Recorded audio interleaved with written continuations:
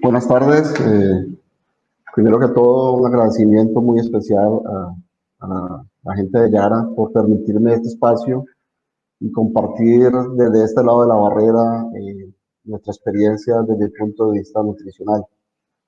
Eh, Seguidamente voy a hacer una presentación cuyo nombre dice Paradigmas que afectan la productividad del banano de exportación, enfocado, digamos, en la experiencia que se tiene del cultivo. Actualmente laboro en la zona bananera de Magdalena, en Santa Marta, Colombia, y tengo una experiencia de 22 años en el cultivo del banano, de los cuales trabajé 18 años en la zona bananera del Urabá, en Colombia, y actualmente me desempeño como jefe de nutrición y riego de una compañía que exporta banano. Entonces, enseguida vamos a ver el contenido de la presentación, vamos a tener un componente que es el componente suelo en el trópico. Es algo muy corto, pero sí quiero recalcar dónde estamos ubicados nosotros como productores de banano. Y a partir de ese suelo, que a veces lo descuidamos, es la base de esa producción. Vamos a hacer un breve recuento de la evolución de los fertilizantes. Vamos a hablar de dos paradigmas que se trabajan en la industria, que es el nitrógeno y el potasio, algo del fósforo y algo muy importante que tiene que ver con la compactación del suelo y es el tema de las raíces y el oxígeno.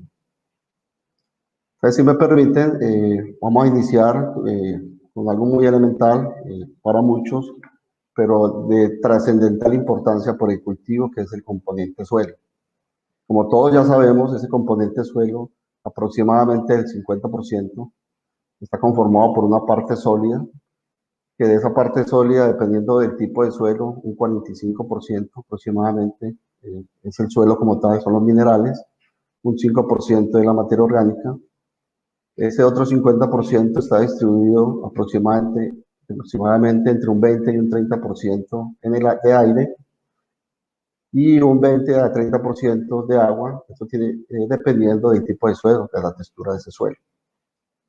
Entonces, dependiendo de cada uno de esos componentes del suelo, nosotros a nivel del cultivo trabajamos algunos aspectos.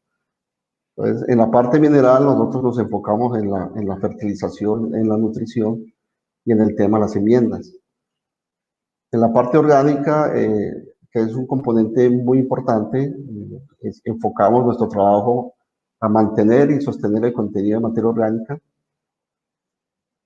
En la parte de aire, básicamente trabajamos en lo que son las propiedades físicas de este suelo, que es la labranza, cómo realizamos algunas labores de oxigenación para que todo ese trabajo que hacemos en fertilización se vea, se vea reflejado. Y en el componente agua, básicamente, dependiendo de la zona donde trabajemos o en la época del año que estemos, o trabajamos el riego o trabajamos el drenaje.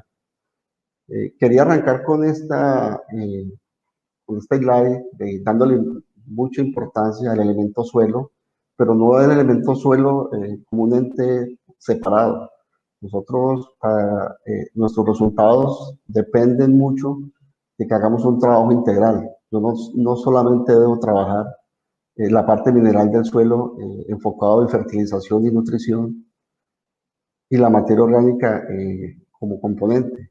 Yo debo hacer un trabajo integrado en que yo pueda trabajar al tiempo la labranza de ese suelo para que me permita que otros elementos tan importantes para el cultivo que no se han aportado mediante la fertilización sean aprovechados por la planta o para que tengan un efecto positivo sobre una estructura de planta que es muy importante, que es la raíz. Entonces, de esa labranza o de esta parte física que yo haga, depende que la planta circule el oxígeno y como tal haya una buena distribución de las raíces y por ende un buen aprovechamiento de esos nutrientes que yo estoy aportando. Igualmente, a la par con esa labranza, yo debo trabajar, dependiendo, como les dije ahora, de la época en que yo esté, o trabajo el sistema de drenajes o trabajo el sistema de riego. Entonces, no debemos descuidar de que, como les decía ahora, el eje de la productividad está en no trabajar en un eslabón solo de este componente suelo, sino de hacer un trabajo integral para que los resultados sean satisfactorios. Y el otro componente que nosotros tenemos que tener en cuenta es que realmente nosotros, la mayor parte de las fincas que producen banano y toda la producción de banano la hacemos sobre esta ubicación del componente de la tierra que es el trópico. La agricultura nuestra es una agricultura de sol. Nosotros somos diferentes a la zona templada y por eso nosotros debemos reinventarnos en el manejo de los suelos. Entonces, es muy importante saber dónde estamos ubicados y que los suelos nuestros son diferentes. Una breve evolución de los fertilizantes. Nosotros ya sabemos de que desde hace 100 años, incluso desde las épocas muy antiguas, cuando el hombre se hizo sedentario y empezó a trabajar la agricultura, ya ha utilizado algunos componentes naturales, especialmente el guano y otros fertilizantes simples como nutrientes. A partir ya de los años 50, de los años 60, ya empezaron a haber mezclas químicas con poca variedad y fertilizantes básicos, y es donde aparece la urea en los años 30 y tiene su mayor auge en los años 50 y en los años 60. Pero la agricultura no es ajena a la evolución de las tecnologías. Igualmente, el mundo evoluciona, el mundo va hacia adelante y hoy tenemos una muy variada fertilización que está hecha a la medida en base a nuestros planes de nutrición. Tenemos complejos químicos, tenemos mezclas físicas, tenemos fertilizantes de lenta liberación. O sea, tenemos un paquete nutricional que nos ofrece las compañías de donde nosotros podemos echar mano y potencializar esos suelos que nosotros trabajamos para la producción de ganado.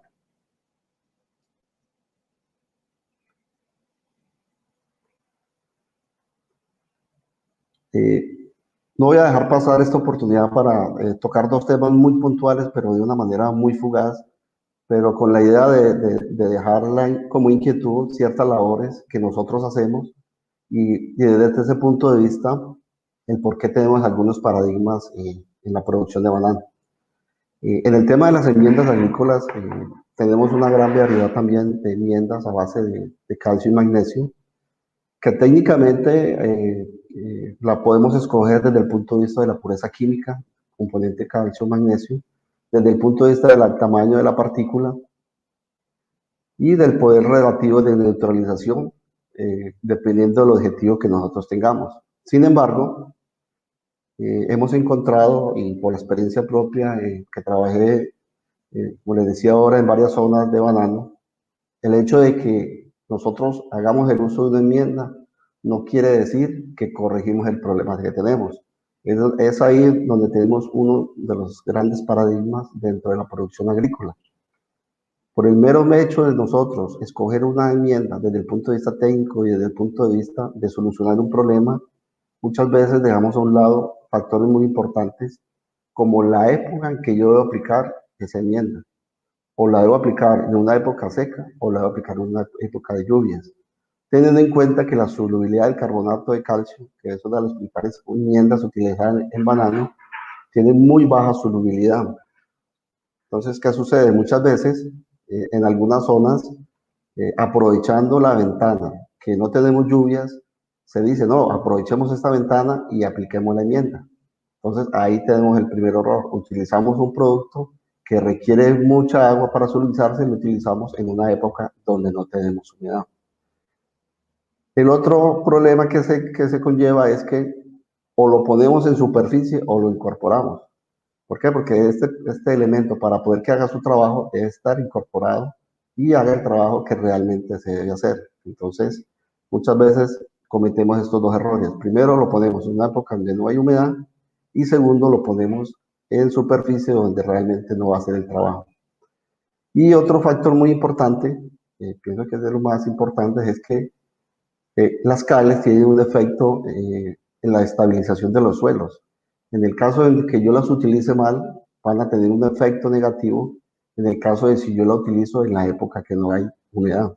¿Por qué? Porque estas cales lo que hacen es que extraen humedad del suelo y tiene un poder segmentante sobre el suelo. Entonces, lo que hace es que sella las partículas del sello y entonces yo tengo un problema adicional. No voy a solucionar el problema, sino que va a tener un problema adicional, es que tengo menos humedad y no va a circular el oxígeno dentro del suelo.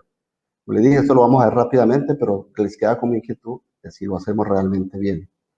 El otro tema es, que también lo voy a pasar muy rápidamente, es el tema de la materia orgánica.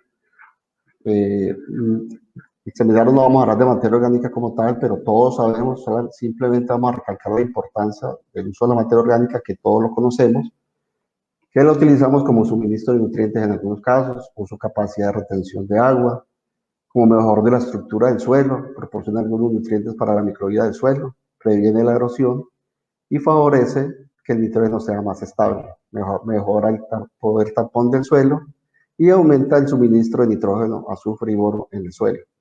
Sin embargo, aquí a nivel de banano, también hemos encontrado algunos problemas en la escogencia del material que yo voy a utilizar como materia orgánica.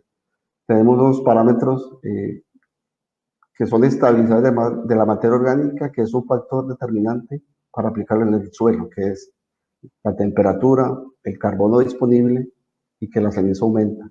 Cuando estos tres factores se sincronizan, esta materia orgánica está lista y estabilizada para aplicarla en el suelo. Y debemos de tener unos parámetros de selección de esa materia orgánica, que debe tener debe tener mayor de 60% de cenizas, un carbono orgánico mayor al 15%, una humedad entre el 20 y el 30% y una capacidad de intercambio catiónico mínimo de 30.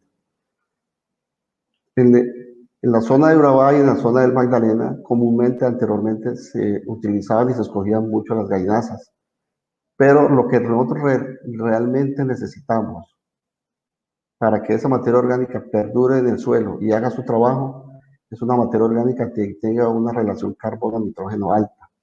El tema de las gallinazas, a pesar de que son ricas en nitrógeno, tienen una relación carbono-nitrógeno muy baja y su permanencia en el suelo es relativamente corta y no va a ser el efecto que nosotros queremos. Entonces, básicamente esos dos temas, como les dije, que los quería dejar en el aire porque hacen parte de la cadena de la productividad del banano.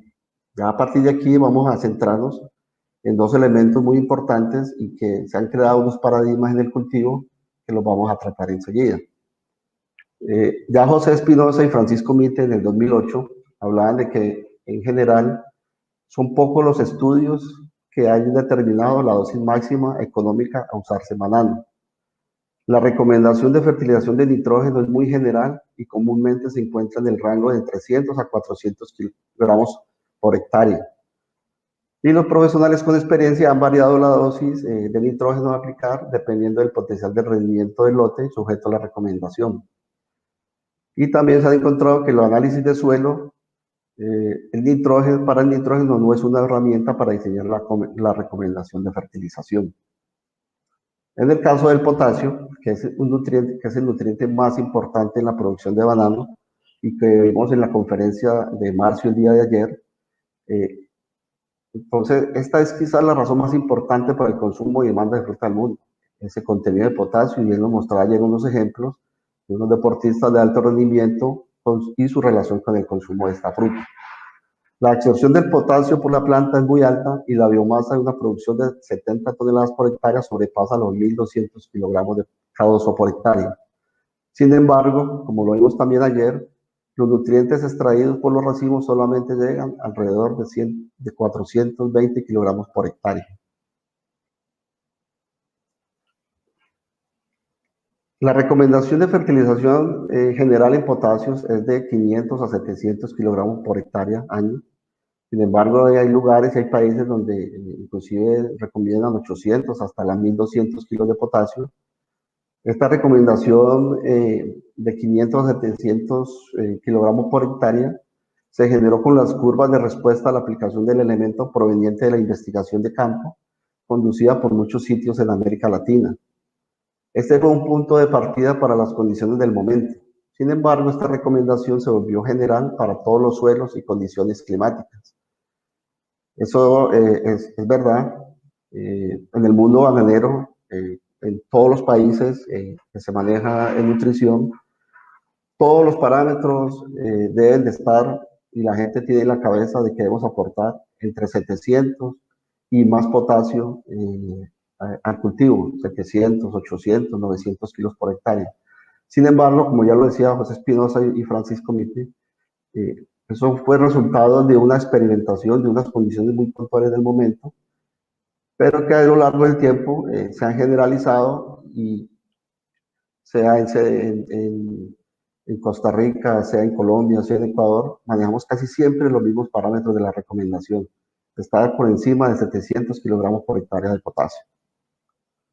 Estas son las curvas que nos mostraba también Marcio ayer, donde los rendimientos, cuando nosotros aplicamos entre 600 y 700 kilogramos por hectárea, año de potasio es donde se tenían los mayores rendimientos.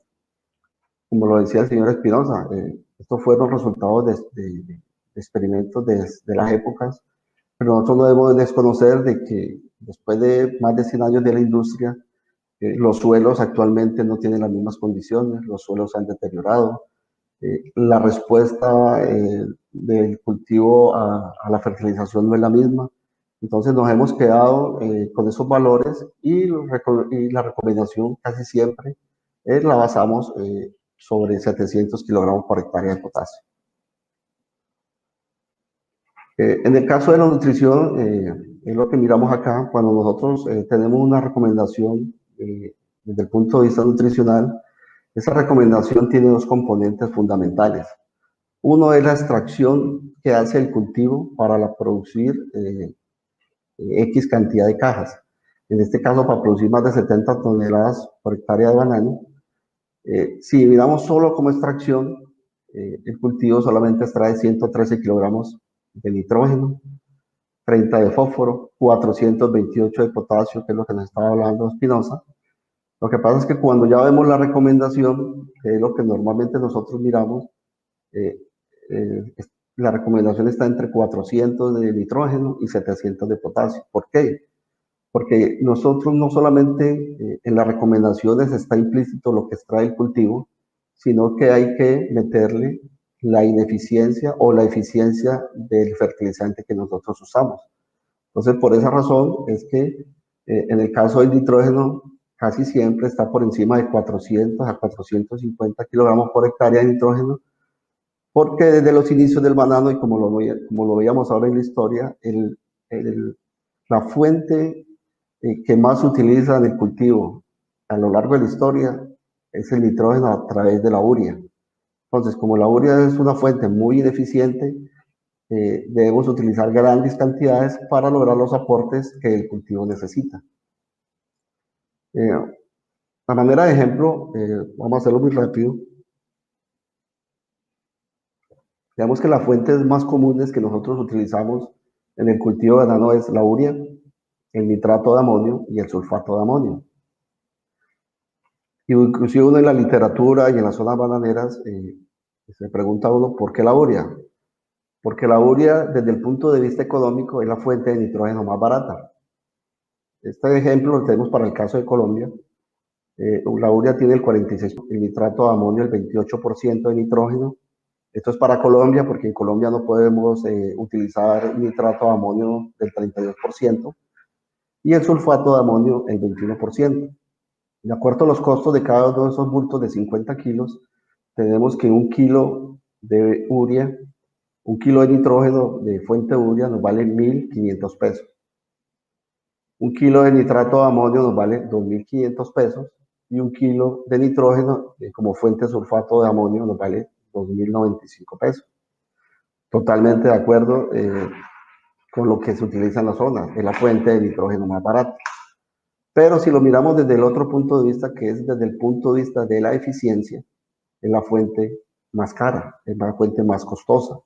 ¿Por qué? Porque esa urea que tiene un 46% tiene una eficiencia muy baja, que llega al 35-40%, en algunas zonas, sobre todo en la zona del trópico, donde las temperaturas y las condiciones climáticas son extremas. Ese 46% se convierte en 16.1. Entonces, ese kilo de nitrógeno ya no nos vale 1.500 pesos, sino que nos vale 4.255 pesos. La eficiencia del nitrato de amonio es del 90%, es una fuente mucho más eficiente. Ese 28% se nos convierte en 25.2% y ya ese kilo de nitrógeno nos sale en 2.722. Igualmente pasa para el sulfato de amonio. Por su eficiencia del 85%, nos quedan 17.85 de nitrógeno y ya ese kilo de nitrógeno nos vale 2.465. Entonces, esto es uno de los grandes paradigmas que tenemos porque en muchas zonas bananeras se utiliza la urea puesta en superficie. O sea, la eficiencia de la urea puesta en superficie es muy baja comparada con las otras fuentes por esta razón. Primero, la aplicación de fertilizantes químicos de síntesis y su incorporación al suelo pueden contener amonio, nitrato o nitrógeno ureico. La absorción del nitrato por las raíces de las plantas es más rápido debido a su gran movilidad. Navarro y Navarro en 2008 establecen que la mayoría de los suelos cultivados, las plantas superiores absorben el nitrógeno del suelo fundamentalmente en forma de nitrato. Y la hidrólisis de la urea es un compuesto descompuesta por la enzima ureasa o químicamente hidrolizada a amoníaco, NH3 y CO2, los cuales son liberados a la atmósfera habiendo una pérdida de nitrógeno. Dependiendo de la temperatura, la hidrólisis de la urea puede llevarse a cabo en un día o en una semana. Y el pH del suelo alrededor de los gránulos de urea se incrementa durante este proceso, favoreciendo la volatilización del amoníaco. Entonces, esta es una de las grandes desventajas que tiene esta fuente de nitrógeno, es la volatilización. Entonces, desde el punto de vista de contenido de nutrientes, sí es la más barata, pero desde el punto de vista de la eficiencia es la más costosa. Y si a esto le sumamos otro factor, que es el factor que esta liberación de amoníaco y CO2 están afectando también la capa de ozono por la liberación de gases de efecto invernadero. Eh, Esta tabla también la presentó Marcho ayer para mostrar otros elementos. Básicamente, en algunas zonas bananeras, especialmente en Urabá, le tienen mucho miedo al sulfato de amonio por su poder acidificante. Sin embargo, como podemos ver aquí, en esta tabla de elementos, el segundo, la segunda fuente que más acidifica el suelo es la urea. Entonces, dejamos de aplicar uno o dos ciclos en una zona como Urabá por miedo a la acidificación del suelo, pero se aplican 6, 7, hasta 8 ciclos de urea, teniendo un efecto negativo sobre el suelo. Otro de los elementos que se utiliza mucho en el cultivo, y quizás el más importante, que es la columna vertebral de un programa de nutrición para bananos, es la fuente de potasio. Ayer vimos una conferencia muy, muy buena sobre esos tres elementos. Marcio la dio ayer sobre estas tres fuentes, el cloruro de potasio, sulfato de potasio y nitrato de potasio. El KCl, el cloruro de potasio, tiene un 60% de K2O, pero tiene un anillo acompañante también muy alto, que es el cloruro, los cloruros, que tiene 47.55. El sulfato de potasio, 50% K2O, y un anión acompañante que es el azufre. Y el nitrato de potasio tiene una parte de nitrógeno, un nitrato, y un 45.5% como K2O. Entonces, tenemos que tradicionalmente la fertilización de potasio en los cultivos de banano se realiza mediante aportaciones de cloruro de potasio, que es una sal natural extraída de mina con un contenido del 52.45 de potasio como potasio y de un 47.55 de cloruro. Si expresamos el aporte en unidades de óxido de potasio, tenemos que por cada 1000 gramos de óxido de potasio que se apliquen al suelo, se están aportando simultáneamente 700 gramos de cloruro. Esto en zonas donde las precipitaciones son bajas, como en Santa Marta, genera un problema o agrava un problema que tenemos, que es el problema de sales.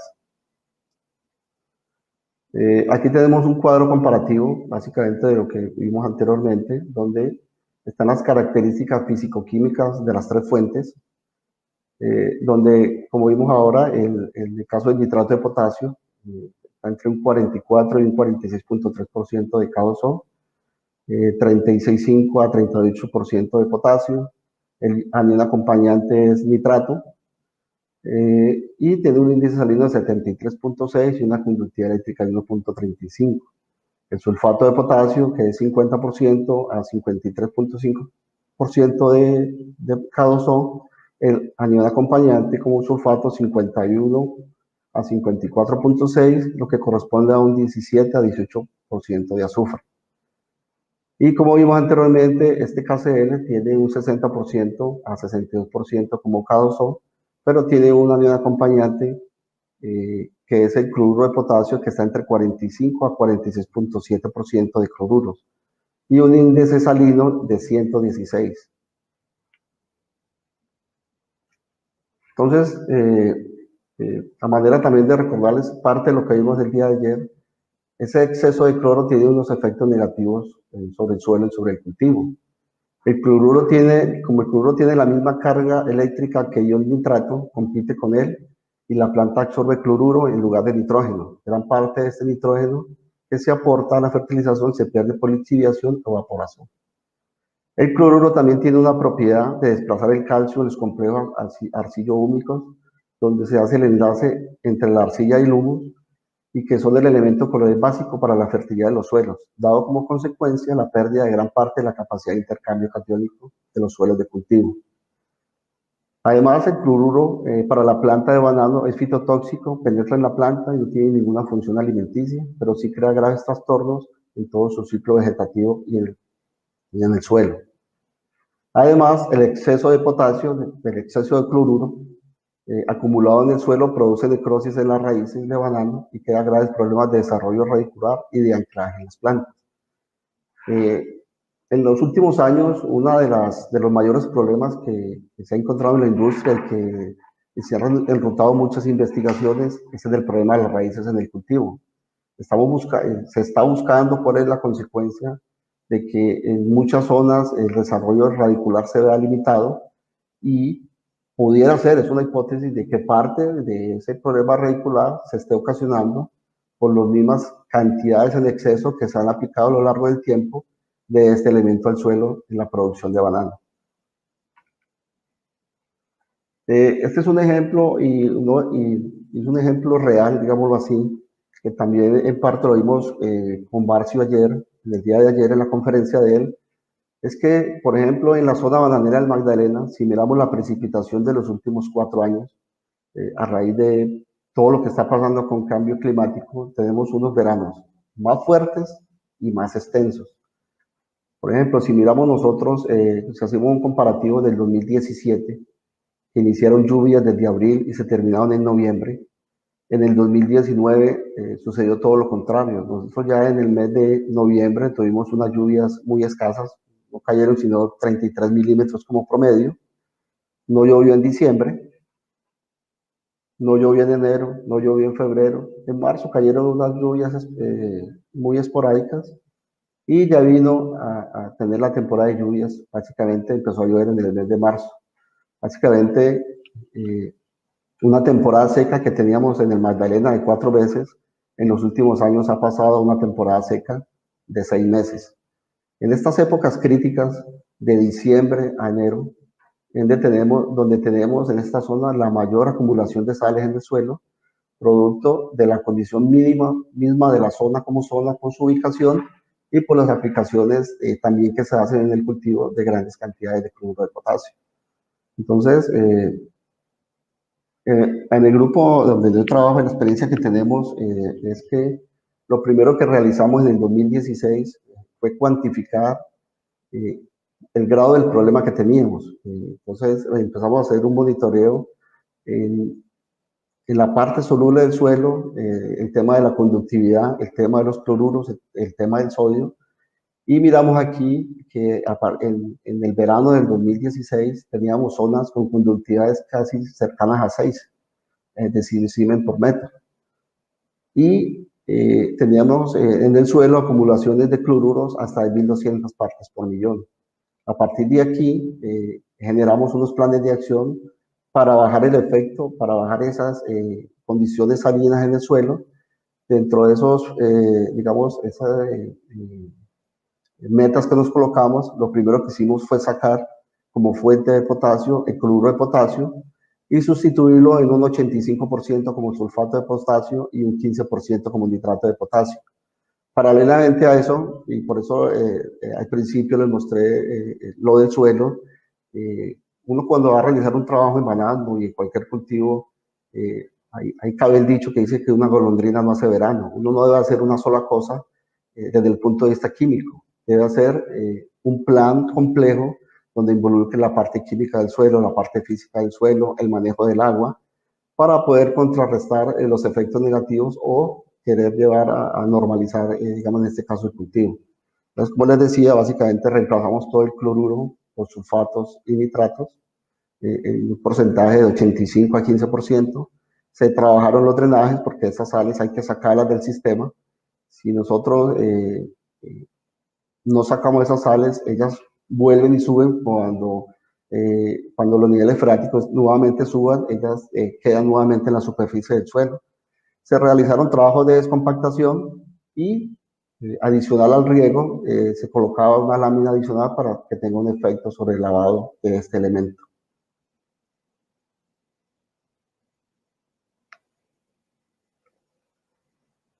Una breve historia de los aportes, como miramos ahora. Inicialmente teníamos los aportes normales, digámoslo así, que nos presenta la literatura y que a lo largo de la experiencia estábamos haciendo.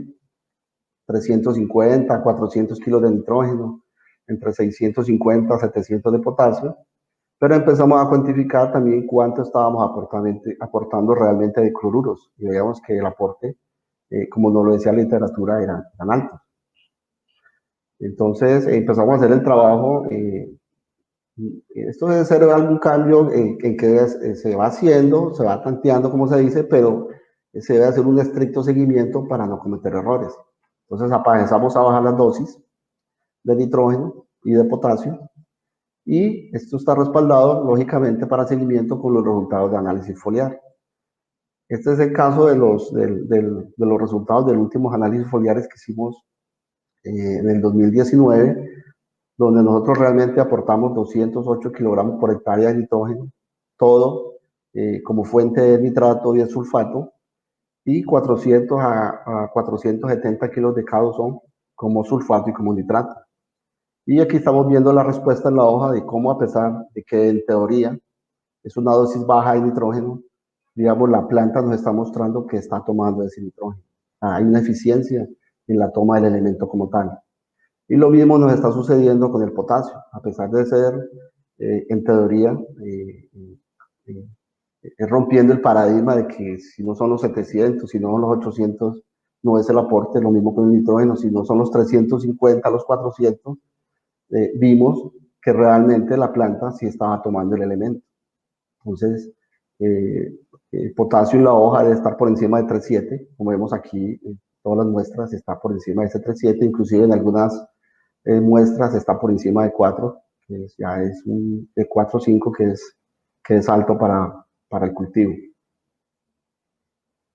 Otro elemento que hace parte, y a pesar de que no se utilice mucho en el cultivo de banano, porque el banano lo recicla, son las fuentes de fósforo. Todavía, así como se utiliza urea, todavía veo uno que se usa mucho DAP. Y digamos que en términos de fertilizantes fosfatados, Larry Murray y Sander en el 2008 plantean que durante mucho tiempo se sabe que incluso bajo las mejores condiciones, solo el 20 y el 30% del fertilizante fosfatado aplicado es absorbido por el cultivo durante el primer año o ciclo de crecimiento. Entonces, seguimos aplicando estas fuentes, que por cierto el DAL no es una fuente barata, pero digamos, escucho mucho en el argot bananero de que yo siempre he trabajado con urea, de que yo siempre he trabajado con KCL y me ha ido bien o me iba bien. Entonces, vivimos de la historia muchas veces y no nos estamos replanteando de que en el mercado y para tratar de mejorar y suplir esas necesidades, el mercado nos está colocando unas fuentes más eficientes. En este caso aquí vamos a hablar de la urea fosfato, que tiene una solubilidad altísima de 960 gramos por litro. Eso en temas de fósforo, digamos, cuando se utilizan fuentes como el urea fosfato, es una fuente de un fósforo inmediatamente disponible y también tiene una acción quelatante sobre ciertos elementos. Ya lo que sigue es algo, para terminar, vamos a entrar a algo que es relativamente corto, pero no deja de ser importante. Es porque lo que acabamos de ver es desde el punto de vista químico. ¿Cómo puedo reemplazar yo un cloruro de potasio? ¿Cómo puedo reemplazar yo una urea? ¿Cómo puedo utilizar otra fuente de nitrógeno? ¿Cómo puedo utilizar otra fuente de fósforo? Pero hay algo muy importante. Casi siempre, y no solo en el mundo bananero, sino en sus cultivos, nos hemos enfocado solo en la parte química. Pero ya en el 2003, Antonio Lobato dice que el potencial productivo de un cultivo respecto del suelo está determinado largamente más por las propiedades físicas que por las propiedades químicas. Y eso es verdad, lo hemos comprobado. O sea, yo puedo aplicar esos 800 kilos de potasio, esos 900, pero si yo tengo problemas de compactación, tengo problemas de física de suelos, esos 800, 900 kilos no me representan las 70 toneladas de banano que yo estoy esperando. ¿Por qué? Porque yo debo trabajar, como les planteé al principio, no solamente el factor químico, yo debo trabajar el factor físico, el factor orgánico y el factor de la aireación del suelo. Entonces, la compactación es una limitante muy grande en el cultivo, y para eso hay empresas exitosas en el gremio bananero, donde uno de esos, digamos, de las soluciones que tienen para romper y mejorar la estructura y la bioestructura del suelo es hacer renovaciones permanentes de su cultivo, es renovar plantaciones cada 3, 4, 5 años, cosa que mantiene, digamos, sus cultivos jóvenes desde el punto de vista de la planta, pero mantienen un suelo trabajado físicamente por periodos más cortos, y lo que va a dar reflejado eh, al final es una mayor productividad, porque esa es una combinación de trabajar la física del suelo y a la par con sus programas de nutrición trabajar la química del suelo. Entonces por eso son, digamos, grupos o empresas que son exitosas, porque están trabajando los dos factores simultáneamente, la parte física y la parte química. Sin embargo, si desde el punto de vista, digamos, de ingresos, yo no tengo la posibilidad o el pulmón económico para estar renovando una plantación cada 5 años, cada 6 años, hay otras alternativas que permiten airear ese suelo, y nosotros lo llamamos áreas de recuperación, en lo cual trabajamos unas máquinas de retroexcavadoras pequeñas que se pueden desplazar dentro del cultivo, y igualmente haciendo un trabajo de aireación del suelo para que haya un mejor desarrollo radicular. Sin embargo, en el banano y en muchos cultivos, para que estas labores sean exitosas, nosotros necesitamos hacer seguimiento, como les decía al principio con las enmiendas. No solo por el hecho de que yo hago una labor, por el hecho de que yo la hago, voy a tener un éxito. No, depende de si yo le hago seguimiento, si la hago bien y si yo verifico que efectivamente me la están realizando como yo debo. En el caso de la compactación, hay instrumentos, hay aparatos que uno tiene la posibilidad de medirlos, están georreferenciados, y podemos tener unos puntos reales y estar monitoreando la compactación de ciertas áreas o de ciertas fincas, y determinar unos mapas de compactación que a la final, en este caso, podemos ver la compactación de unas áreas de una finca de 0 a 20 centímetros. Aquí están los niveles de compactación. Las áreas en rojo son de más de 1000 kilopascales, que efectivamente hay que hacer un trabajo físico. Pero como les decía ahora, hay que hacer seguimiento. No solo es meter la máquina, sino realizar una medición posteriormente o durante la máquina esté trabajando, para asegurarnos de que el trabajo esté bien hecho. Ese es el caso de un trabajo de 0 a 20 centímetros, pero igualmente estos equipos permiten hacer mediciones a mayores profundidades. En este caso, de esta área, el problema de compactación no era de 0 a 20, como vemos aquí.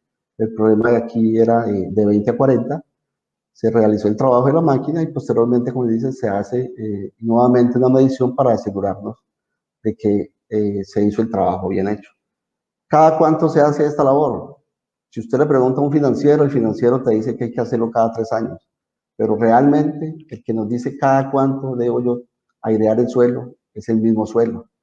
Es el mismo tipo de suelo y el componente del suelo. Entonces, eh, hemos hecho trabajos de monitoreo donde hemos medido a partir de que se hizo el trabajo y cuándo debemos volver a meter los equipos para que esa finca o ese lote no se devuelva. Entonces hemos encontrado que hay áreas donde la máquina debe entrar cada 14 meses, hay áreas donde debe entrar cada año y medio, pero también tenemos áreas donde la máquina perfectamente puede trabajar cada 2 años. Eso depende del seguimiento que nosotros le hagamos. Y como les decía, realizar un seguimiento de otras variables. En este caso aquí tenemos el seguimiento que le hacemos después de la descompactación al perímetro del pseudotallo, que básicamente nos muestran una mejora con respecto a algunas áreas que no le hicimos el trabajo. Y eso igualmente se ve reflejado en el sistema radicular, porque estamos permitiendo que haya mayor aireación del suelo y que la raíz tenga una mayor posibilidad de exploración para la toma de nutrientes. Entonces, básicamente, digamos que esto era lo que tenía. Eh, básicamente, agradeciéndoles mucho y especialmente a Yara por haberme invitado a este evento tan importante. Gustavo, queremos darte las gracias por esta información que nos has transmitido el día de hoy. Realmente es un material muy interesante, hace parte de la experiencia que tú llevas en el día a día. Bueno, vamos ahorita a una sesión de preguntas. Hemos visto, tenemos bastantes preguntas de todos los asistentes, tanto por Facebook como por YouTube. Entendemos también la importancia de la información que nos has dado y hemos seleccionado algunas de ellas. Entonces, por César Andrés Medina pregunta, ¿cuáles son las recomendaciones en el caso del fósforo? ¿Qué fuentes se han estudiado? Bueno, en el caso del fósforo, como les decía yo anteriormente, el banano, realmente los aportes son bajos porque el banano recicla este elemento. Sin embargo, hay unas fuentes nuevas de fósforo que están, los polifosfatos, que están en todas las mezclas en todos los complejos químicos de Yara, los polifosfatos, y también está la urea fosfato, que básicamente es de alta solubilidad y es de un fósforo inmediatamente disponible. Muy bien, muchas gracias. Elisban Lázaro Gutiérrez. Para la fertilización foliar, ¿qué microelementos esenciales requiere este cultivo de banano y cuáles son los elementos no móviles para la absorción en la planta?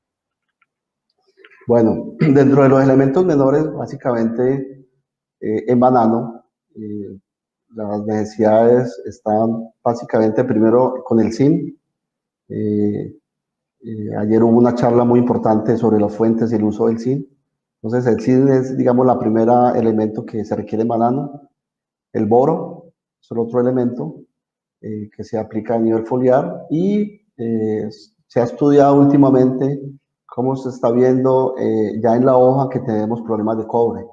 Entonces ya se está viendo la necesidad de aplicar fuentes de cobre, pero básicamente digamos que los elementos más importantes a nivel de microelementos es el zinc y el boro. Correcto. Gracias, Gustavo.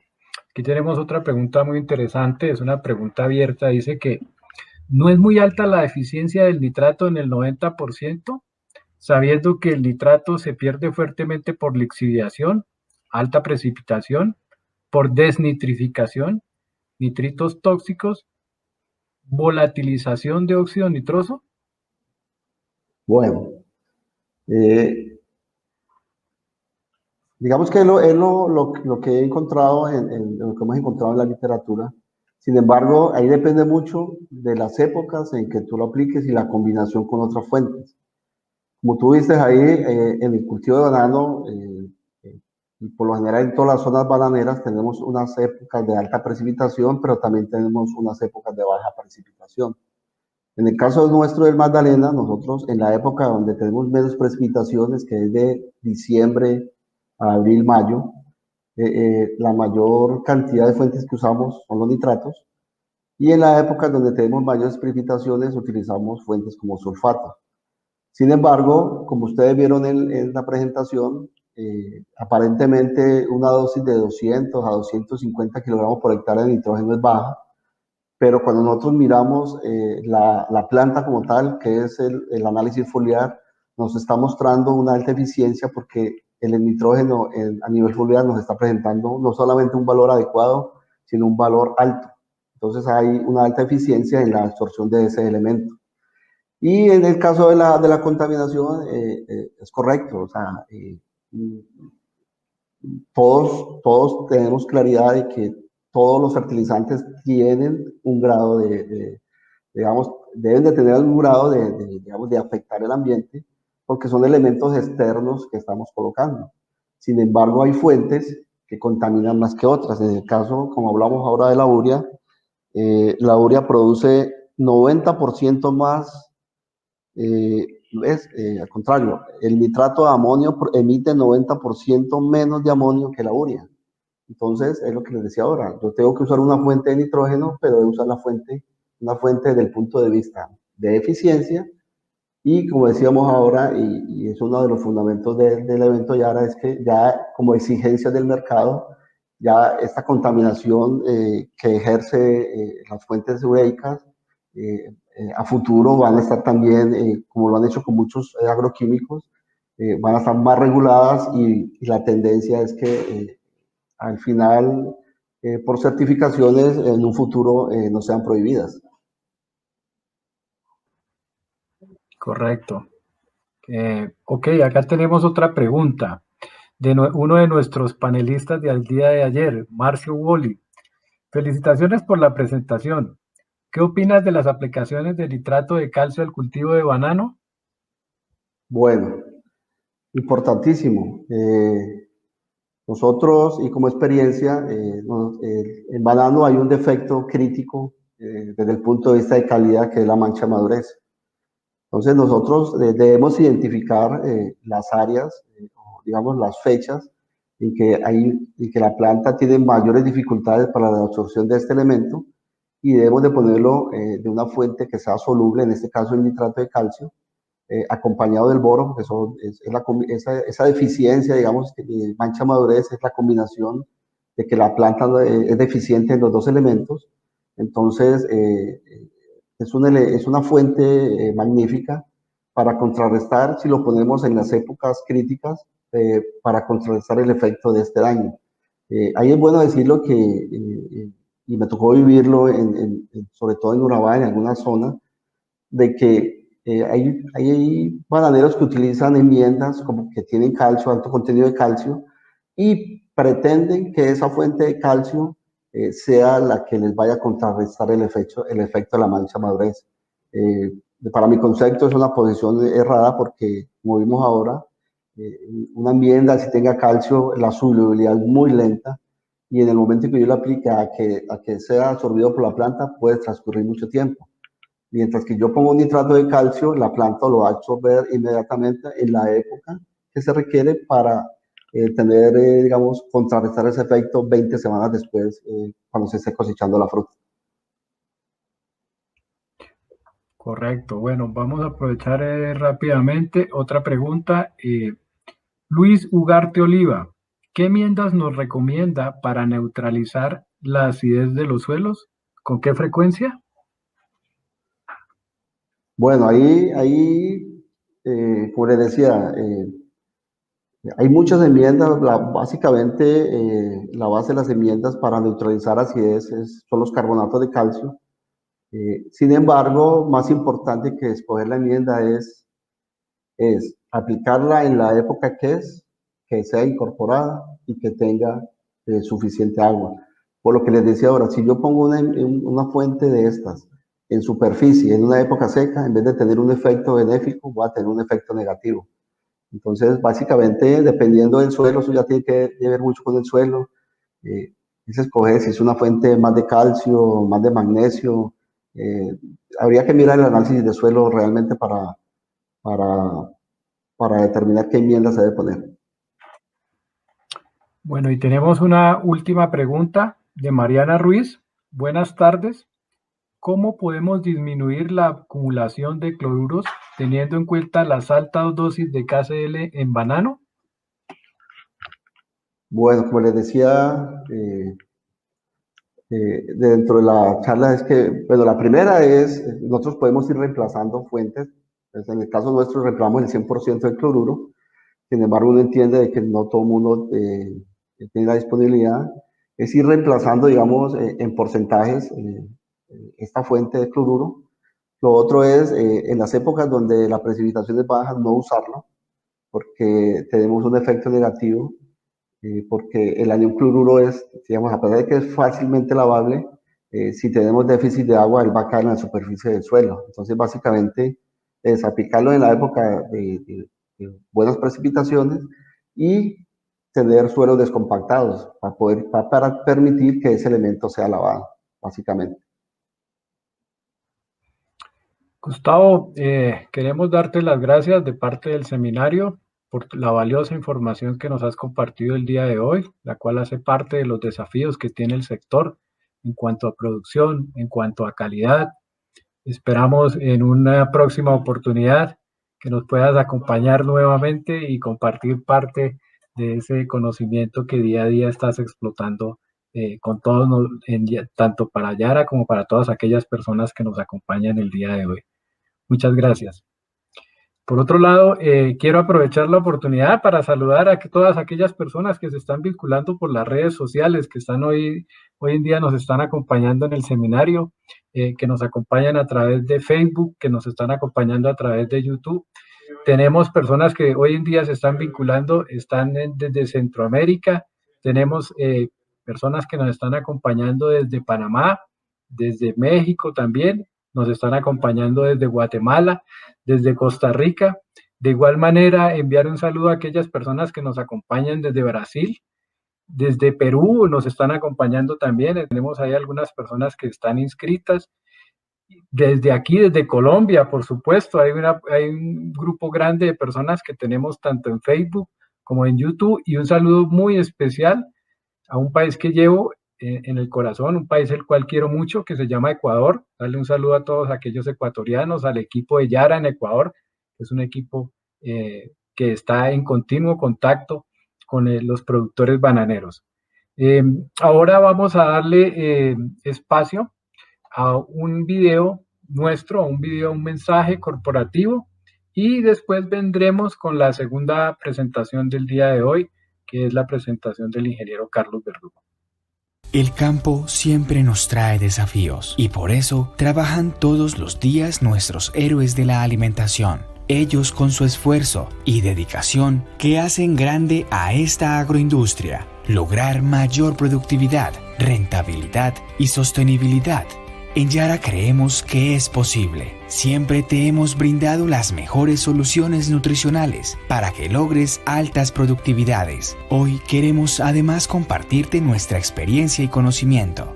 Acompáñanos en vivo. Este es el Seminario Internacional Desafíos de la Agroindustria del Banano, en calidad y productividad frente a un mercado más exigente y saludable. Compartimos conocimiento para que esta industria crezca y experiencia para que tu productividad llegue más lejos. La productividad y la calidad son la clave de la rentabilidad. Bienvenidos al Seminario Internacional Desafíos de la Agroindustria del Banano.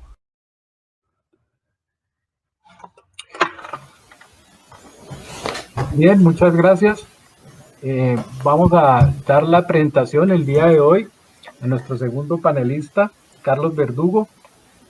Carlos Verdugo es ingeniero agrónomo de la Universidad Nacional, tiene un doctorado en agricultura y tiene una maestría en manejo de recursos para la agricultura sostenible en el trópico. Actualmente Carlos se desempeña como agrónomo senior para Yara en América Latina, y el día de hoy pues, nos va a acompañar con la conferencia Fisiología del estrés en banano, herramientas de apoyo para su diagnóstico y manejo. Carlos, bienvenido al seminario. Adelante, por favor. Alexander, muchas gracias. Perfecto. Bueno, voy a compartir mi pantalla. Les pido el favor que me confirmen cuando la estén viendo. ¿Sí? ¿La están viendo? ¿Y me escuchan bien? Sí, Carlos, adelante, te escuchamos. Dale, listo, Alexander. Muchísimas gracias. Bueno, quería empezar. Buenas tardes para todos. Muchas gracias a ustedes por estar acá, por acompañarnos en este seminario, una iniciativa del equipo de Colombia, Ecuador conjunta, y les agradecemos por esta invitación, por organizar un evento donde podemos hablar de varios temas, de banano, de nutrición, y bueno, yo estoy muy contento de acompañarlos. Eso lo primero. Lo segundo, quería hacer como un poco, antes de empezar, estaba escuchando la charla de Gustavo tan interesante, tantos temas, tantos paradigmas. Y bueno, empezar desde ayer que Marcio nos hablaba de potasio, de las diferentes fuentes, todo lo que tiene que ver con el elemento, cómo también rompemos a veces unos paradigmas ahí que tenemos. Y muchas gracias también por esa intervención a Anthony desde Costa Rica. Mucha experiencia con el banano, hablando del zinc. Y bueno, hoy Gustavo, entonces a mí me tocó hablar la última charla y voy a hablar un poco de temas más generales porque Alexander bien lo decía en la introducción del seminario. Nosotros vamos a hablar de los retos que la agricultura y en este caso el banano están afrontando. Pues ¿por qué? Porque hay situaciones que se están presentando en el mundo en general y en este caso me voy a referir al ambiente, al clima, que nos están afectando, influenciando y de una u otra forma nos están generando unos retos para la producción y pues son retos que son muy complejos y que todos estamos enfrentando en este momento, no solo en banano, en la mayoría de cultivos y en la mayoría de regiones del mundo. Bueno, entonces yo voy a hablar ya para entrar en materia. Este es el contenido de la presentación. Cuando estábamos preparando la presentación con los compañeros, un poco hablando de cuál es como el enfoque de darle a la charla, pues teníamos, la idea es hablar un poco de cuál es esa foto general del panorama. ¿A qué nos referimos? ¿Cuáles son esos hechos y realidades de las cuales pues son necesarias entender? ¿Para qué? Para que sepamos por qué estamos en esta situación y cómo enfrentarla. Es una situación muy complicada.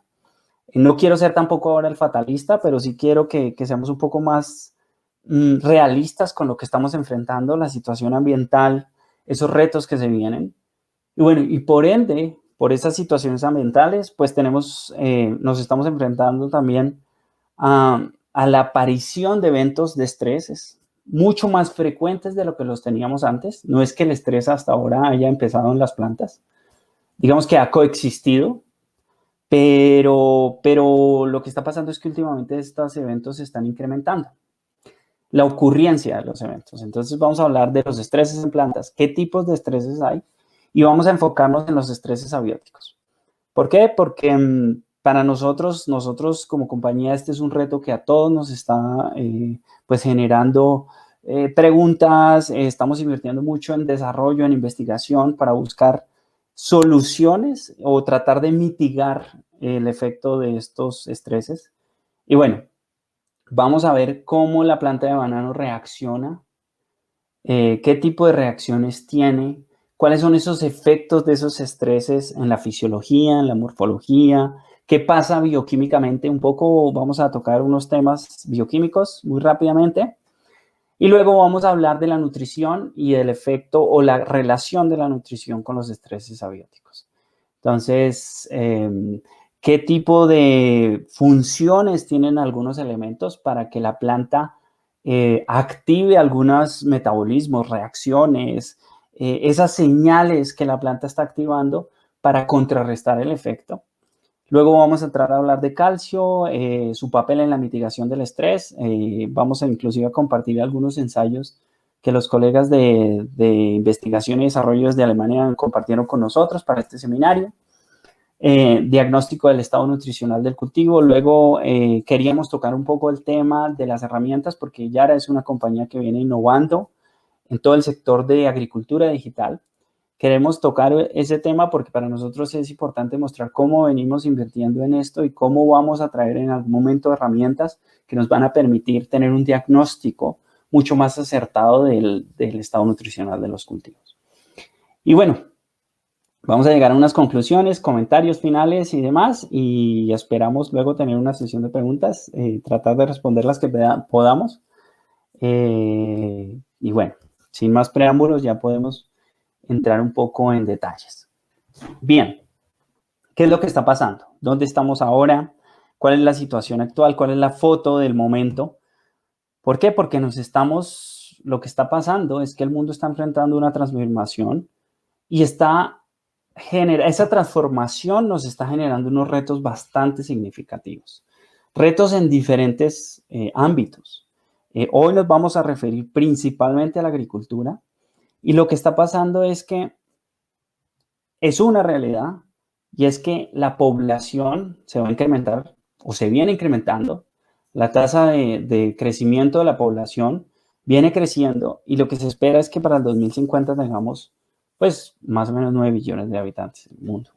¿Y eso qué va a generar? Pues básicamente mucho más gente, mucho más demanda de alimentos y vamos a tener una demanda del 50% más de alimentos. Entonces ya tenemos ahí dos retos. Uno, más gente y dos, tener que producir más alimento para suministrar pues estos alimentos a la creciente población. ¿Qué es importante decir acá? Con esto, y este es un papel que ya ahora viene, es el papel ambiental y dentro de nuestra misión y visión como compañía, la parte ambiental es bastante importante, si no la más relevante. Entonces, con esto, ¿qué queremos decir? No es que por tener que producir más alimentos, tenemos, digamos, que cambiar el uso de la tierra, y a eso me estoy refiriendo a que cambiemos bosques por cultivos. Al contrario, lo que nosotros queremos hacer y esa investigación y desarrollo que llevamos haciendo es con el área que tenemos, vamos a ser lo más eficientes posibles. Vamos a tratar de subir nuestras productividades siendo conscientes con el uso del recurso. Porque aquí estamos hablando no solo del uso de la tierra, estamos hablando de los recursos que necesito para producir los alimentos, el agua, el mismo suelo y todo el manejo de los materiales que utilizo para producir. Debe ser un manejo holístico, debe ser un manejo sostenible que nos permita pensar a futuro. Nosotros no nos podemos quedar en el rendimiento de este año. Nosotros tenemos que ir pensando que esto es una carrera de largo aliento y tenemos que, todas las medidas que implementemos, tenemos que enfocarlas pues en esta dirección. Bien, eso es lo que pasa ahora.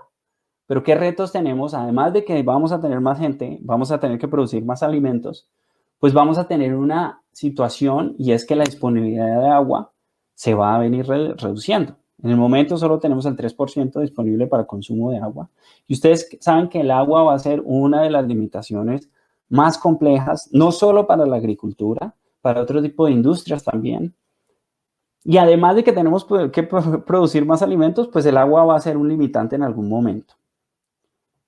Además, los estreses o los efectos del clima en la producción también van a ser un limitante. Ahí solo un dato por mostrar cómo los cambios climáticos en los últimos 50 años hemos perdido 3 billones de toneladas por el efecto o por los avatares del clima. Entonces, ¿cómo estamos ahora? Esta es la foto y de verdad no quiero ser tampoco aquí el dramático, simplemente decir, tenemos una realidad y hay que enfrentarla. Y hay que enfrentarla y hay que tratar de buscar las formas más sostenibles para que la agricultura vayan de la mano con el ambiente y todos tengamos pues la posibilidad de producir siendo lo más amigables con el ambiente. Bien. Pero ¿qué pasa en nuestra región? ¿Qué pasa en Latinoamérica? Bueno, en este caso tenemos el mapa de toda América.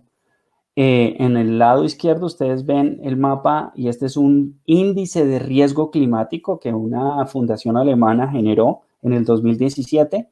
Muy interesante porque lo que nos permite ver es en los países políticamente, las divisiones políticas y ver qué países van a tener un riesgo ambiental o han tenido riesgos ambientales mucho más altos. Si ustedes ven en la tabla tenemos ya 2 países latinoamericanos dentro del top 5, está Honduras y Nicaragua. ¿Y eso qué quiere decir? Que son países que tienen bastante riesgo de sufrir algún avatar por el clima. alguna situación climática que vaya pues a afectar producción, no solo la agricultura, ¿no? También los efectos del clima se ven en las ciudades, bueno, en todos los ambientes, digamos. Pero ¿cuáles son las principales razones para nosotros en Latinoamérica y el Caribe? ¿Cuáles son las razones climáticas que más nos afectarían?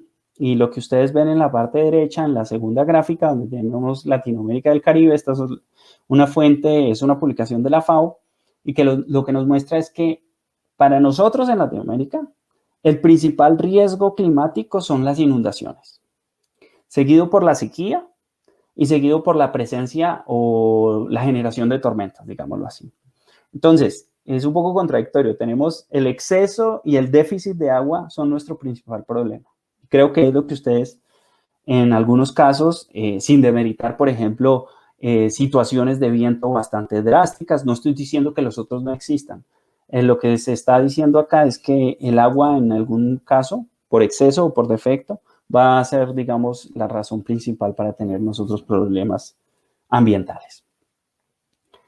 Toda esta situación climática, pues está generando inundaciones, desertificación, salinización, incremento de incidencia de algunas enfermedades, plagas, nematodos, la epidemiología de muchos patógenos ha cambiado. Yo creo que ustedes conocen mucho más, están ahí en el campo y se dan cuenta que hay años que, digamos, la cigatoca fue mucho más agresiva que otros. Y es que el ambiente, de pronto, todas las condiciones ambientales fueron propicias para que el hongo se desarrollara más rápido, digámoslo así, y que los ciclos del hongo fueran más rápidos. Entonces, el ambiente en todo este sentido también tiene una repercusión. Además de eso, reducción en la disponibilidad de agua, exposición de nuestros cultivos a temperaturas muy extremas, hacia arriba y hacia abajo. Que ese es otro problema, porque las pobres plantas, por decirlo acá, no tienen la posibilidad es una cosa muy compleja, porque las plantas no tienen la posibilidad de moverse y buscar mejores ambientes. Y es ese organismo que tiene que lidiar con las condiciones ambientales que están en ese momento. Entonces, se están viendo expuestas a situaciones bastante complejas. ¿Qué genera eso? Reducción en el área potencial. Eso no es para todos los cultivos. Ahorita en la siguiente diapositiva voy a mostrar un estudio muy interesante donde muestra que para el sector bananero la situación va a ser diferente, pero no quiere decir que vaya a ser mejor. Vamos a tener problemas de rendimientos y vamos a tener problemas de calidad, porque muchas veces llegamos a los rendimientos esperados en toneladas por hectárea, en cajas por hectárea, bueno, dependiendo del cultivo, pero lo que pasa es que la calidad de los cultivos o de los productos finales no va a ser el mismo. Bueno, pero para nosotros, el sector bananero, para nosotros, ¿cuál es esa situación ambiental? ¿Qué es lo que está pasando? Si ven en el mapa, esas son las zonas que actualmente son, digamos, disponibles para el establecimiento del banano. Entonces, la zona tropical, que es la zona verde, y la zona subtropical, que es la zona azul. Bien. Este estudio de Calberto en 2005, muy interesante, donde nos muestra, bueno, qué va a pasar para el sector bananero y cuáles son las implicaciones del clima para el sector bananero. Lo que tenemos en el 2000, o teníamos en el 2015, y hablando de áreas potenciales para establecer el cultivo, no quiere decir que son áreas que ya el cultivo está establecido, sino son áreas que podríamos establecer el cultivo. Vemos que para el 2015 teníamos en la zona tropical, hablemos solo de la zona tropical, una posibilidad de 43 millones de kilómetros para establecer banano, por decirlo así. Y en el 2030 vamos a tener, además, 6,5 millones, 6,5 millones de kilómetros más. ¿Qué quiere decir eso? No es que sea bueno y que vamos a tener más área para sembrar. Lo que pasa es que la temperatura está subiendo y vamos a poder establecer el cultivo en zonas o en pisos térmicos donde antes no lo podíamos establecer. ¿Qué implicaciones tiene eso? Pues que además de que la temperatura va a subir, y la temperatura no solo va a subir en la nueva área, sino también en las áreas ya establecidas de banano, lo que va a pasar es que nuestros cultivos van a estar expuestos a situaciones de altas temperaturas. Y esas situaciones de altas temperaturas van a generar una mayor demanda de agua. Entonces estamos hablando, él en su publicación habla del 12 a 15% más de demanda. Riesgos de exposición a temperaturas extremas. Entonces, de nuevo, temperaturas muy altas en el día y de pronto temperaturas muy bajas en la noche, en la madrugada. Y el otro problema de esto es que la epidemiología de las enfermedades también se va a ver afectada. Y de nuevo vuelvo al punto que tocaba en la diapositiva anterior, es que los ciclos de Sigatoka de algunas enfermedades van a cambiar y van a ser mucho más rápido. Y es que a veces cuando un patógeno está generando sus etapas de infección mucho más rápido, pues la planta no tiene a veces el tiempo para poder activar sus armas de defensa en algunos casos. Entonces tenemos que tener en cuenta esto. Bueno, y todo esto pues para decir que las condiciones son propicias para generar estreses en las plantas. Ustedes ya lo ven, esto no es pues nada nuevo. Ustedes yo creo que en sus cultivos, las sequías, a veces las inundaciones, los vientos, hace poco en Centroamérica hubo un evento, o el año pasado, no recuerdo bien, un evento de vientos bastante fuerte, donde por más de que la planta estuviera libre de sigatoka y toda la situación, digamos, agronómica estuviera cubierta, pues hay un evento de viento catastrófico y hasta ahí llegaron las plantas. Bueno, ¿cómo este efecto del clima ha tenido importancia en los últimos años? Y tengo aquí para los compañeros de Ecuador que nos están acompañando, voy a mostrar una información muy interesante que la FAO publicó en el 2016 y nos mostraba, lo que ustedes ven en la gráfica son las millones de toneladas que Ecuador exportó hasta el 2011. No tenemos una información más actualizada, pero es que me parecía importante mostrarlo. Y una cosa muy buena es ver cómo pasamos de 1,5 millones de toneladas a 6 millones, 7 millones de toneladas en 2011. O sea, es una tendencia de crecimiento, se ve el éxito del cultivo, pues las buenas labores que en Ecuador han hecho también para que el cultivo sea o Ecuador sea uno de los líderes o líder mundial. Pero quiero que nos fijemos cuando la gráfica tuvo algunas tendencias a la baja. Entonces, veníamos exportando bien, pero en algunos años se bajaron las exportaciones. Y lo que veíamos inicialmente era que las exportaciones bajaban por situaciones comerciales, por situaciones de sigatoka y demás. Situaciones comerciales entre los países, situaciones políticas o situaciones relacionadas con las compañías, bueno.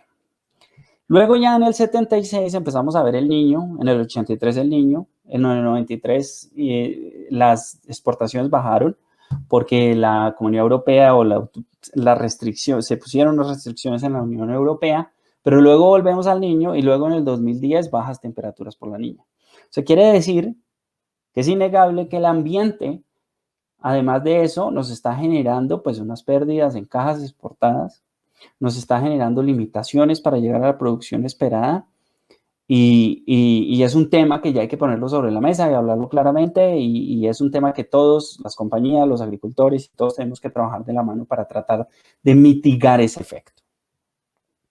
Bueno, entonces en nuestra región vamos a tener situaciones un poco complicadas, pero ¿qué es lo que tenemos que hacer? Todas esas situaciones complicadas pues nos van a generar en nuestras plantas condiciones que generan estrés. Lo que tenemos que hacer es tratar de entender el por qué pasa con la planta para tener las herramientas para estar preparados en el momento que esos eventos de estrés se presenten. Entonces, por eso en la charla queríamos hablar un poco de entender el por qué, cuáles son los tipos de estrés que se presentan y qué hace la planta en algún momento para defenderse y cómo la nutrición la va a ayudar. Bueno, entonces, ya que tenemos esta situación, de verdad no quiero ser aquí el dramático, pero sí es una situación que se nos viene presentando y tenemos que ser realistas. Hay una situación ambiental y una situación de cambio climático que nos está enfrentando a nuevos retos. Entonces, el mensaje no es alarmarse, el mensaje es más bien preparémonos para eso. Preparémonos porque tenemos que estar todos muy acuciosos con las medidas preventivas que hagamos. Entonces, como dicen, para conocer al enemigo, para enfrentar al enemigo es mejor conocerlo. Y ese era uno de los objetivos también de esta charla, un poco decir, bueno, vamos a tener una situación de estrés, ¿qué es lo que pasa cuando hay estrés y cómo puedo mitigar ese efecto? Entonces, ¿cuáles son los tipos de estrés que tenemos y cómo los definimos el estrés? Aquí tengo dos definiciones de unos libros bastante, digamos, conocidos en el ámbito de la fisiología. Y lo que tienen en común las definiciones es que el estrés es una condición negativa externa que me va a afectar el desarrollo, la productividad, el crecimiento. Entonces, factor externo negativo que tiene una influencia, pues, en el cultivo, ¿no? ¿Qué es bueno aclarar acá? Y me parecía muy interesante porque no todas las condiciones que representan un estrés para una determinada especie lo es necesariamente para otra. Y aquí tengo dos ejemplos bastante extremos. El cactus que crece en el desierto, que logra fotosintetizar y su metabolismo se adaptó para vivir con temperaturas muy altas, con poca disponibilidad de agua y además de eso, con una radiación solar altísima, que los tres pueden ser estreses fatales para otras especies vegetales. Ahora voy a otro extremo y es el frailejón en los páramos. El frailejón en los páramos convive con temperaturas muy bajas en la madrugada, en la noche, a veces excesos de agua, inundaciones, baja luminosidad. Entonces, ¿qué es lo que pasó? Que estas especies coexistieron y coevolucionaron en esos ambientes y los fueron colonizando. Entonces, su morfología, su anatomía, sus procesos metabólicos, bioquímicos se adaptaron para hacer mucho más eficiente el uso de los recursos bajo esas situaciones. Son adaptaciones muy interesantes, pero pues nuestros bananos no tienen ni la posibilidad que tiene el cactus de ahorrar agua y usarla en el momento, en la noche, digámoslo. Ni tampoco lo del frailejón, que cuando se inunda el suelo, pues puede sobrevivir algún tiempo sin que sus raíces sufran de la falta de oxígeno. Entonces, ¿qué es lo que nos está afectando a nosotros, a nuestras plantas? Hay unos estreses bióticos, hongos, bacterias, virus, insectos, el cigatoca ahorita con el mal de Panamá. Bueno, todo lo que ustedes vienen manejando, todo ese control que vienen dando para que pues estos factores bióticos, tratar de restringir ese efecto. Pero esos efectos o ese estrés biótico también está influenciado por el ambiente. Entonces, ustedes saben, mayores lluvias, alta humedad relativa en el cultivo, todas las condiciones favorables para que los hongos se desarrollen, pues ahí van a estar. Si tengo el inóculo y tengo las condiciones ambientales favorables, pues es de esperarle. Y tengo un hospedero o una planta susceptible, pues estoy poniendo, digamos, como que el menú perfecto para que el hongo se desarrolle. Ahora, cuando hablamos de estreses abióticos, hablamos de sequía, calor, frío, inundación, salinidad, todos esos efectos ambientales que van a afectar mi planta y que son lastimosamente ahora un azar. Un poco, yo me acuerdo que mi abuela decía abril lluvias mil y eso ya no es tan cierto ahora, ¿no? Eso es una cosa que antes podíamos hacer unos estimativos y decir, bueno, en esta época, que ahora no es que no se pueda, es que no son tan exactos como en el pasado. Entonces tenemos que tener mucho cuidado. Bien. Entonces, vamos a hablar de los estreses abióticos. ¿Qué va a pasar con mi planta de banano? ¿Qué pasa cuando ellos están? ¿Cuál es el impacto, la importancia? ¿Y cómo podemos determinar el daño que pueda generar en mis plantas? ¿Qué factores abióticos generan estreses en las plantas? La temperatura, altas y bajas. Cuando tenemos bajas temperaturas, y el año pasado estuvimos en Ecuador, los colegas, estuvimos visitando algunas fincas que tuvieron algunos problemas por bajas temperaturas. Y ahí hay que diferenciar entre el frío y el congelamiento. Ya cuando hablemos de este ejemplo, vamos a hablar en detalle de qué es lo que pasa. Pero no se tiene que congelar la hoja para que tengamos estrés de frío. Ya debajo de 13 grados en algunos casos, dependiendo de la región, la especie vegetal, generalizar es un poco complejo en estos casos. Pero si bajan las temperaturas desde 13 en algunos casos, la planta ya entra en un estrés de frío. Claro, para congelamiento pues tenemos que tener temperaturas mucho más bajas, Pero bueno, la temperatura en general es uno de los principales factores. El agua, exceso y defecto. Y lo veíamos al inicio, la región de Latinoamérica y el Caribe, las principales razones que se van a dar para estreses o situaciones climáticas desfavorables va a ser el exceso y la deficiencia de agua. Radiación, la radiación también nos puede generar bastantes problemas en nuestras plantas, alta radiación. Entonces, cuando tenemos días con bastante luminosidad, las plantas lo que hacen es activar un poco de metabolismos para generar pigmentos que las van a proteger. Es como la crema de sol que ellas tienen, pero pues eso demanda energía que la planta podría estar utilizando para llenar, para su proceso fotosintético, para su crecimiento de raíces, para mucho. Está enfocando su energía en otras cosas que nosotros no queremos. Exceso de rayos ultravioleta. El suelo también es una situación que nos va a poder afectar, claro, el exceso de sales, contaminantes, toxinas. En Europa hay situaciones donde en algún momento se utilizaron sustancias químicas bastante, digamos, tóxicas. El caso de algunos nematicidas en el norte de Europa, en Holanda, en Bélgica, donde hay suelos que ya es casi que imposible crecer una especie vegetal porque la contaminación de esos suelos pues ya es tan alta que es casi que imposible crecer algún cultivo. Y por eso tantos hidropónicos y algunas zonas donde pues tenemos camas elevadas donde el sustrato no es el suelo, sino sustratos artificiales. Viento. El viento y no los enumeré por importancia, simplemente porque de nuevo, como lo decía al inicio, un evento de viento bastante drástico, por más de que todo esté perfecto, y no quiero de nuevo ser muy dramático, pero pues, hombre, puedo contrarrestarlo, sí, teniendo raíces más profundas, y hablamos ahí de fósforo, y hablamos de un vigor de la planta. Claro, una planta con mayor anclaje va a resistir mejor, pero habrá un evento donde por más anclaje que tenga, si el evento duró 3 horas de vientos con unas velocidades bastante altas, pues va a ser muy complicado contrarrestarlo. Y ahora, pues quiero hablar de cómo definimos el impacto de ese estrés en nuestras plantas de banano. ¿Cuáles son las características que me dicen, oiga, esto fue grave o este estrés o esta situación de estrés, pues no va a ser tan complicado? Las plantas normalmente están sufriendo algún estrés. Eso es una cosa que tenemos que tener en cuenta. Nosotros tratamos de brindarles todas las situaciones o los recursos posibles, el agua, tratamos de mantenerlos limpios de algunos patógenos, pero algún estrés, alguna situación está presentando y también es bueno porque sus mecanismos activa mecanismos de defensa que son interesantes que la planta los mantenga activos.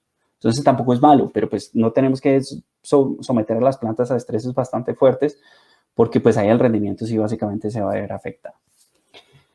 Entonces, ¿cuáles son las características del estrés que me van a generar o que me van a determinar su impacto? 1, la duración. Es diferente, hablemos de bajas temperaturas, por ejemplo.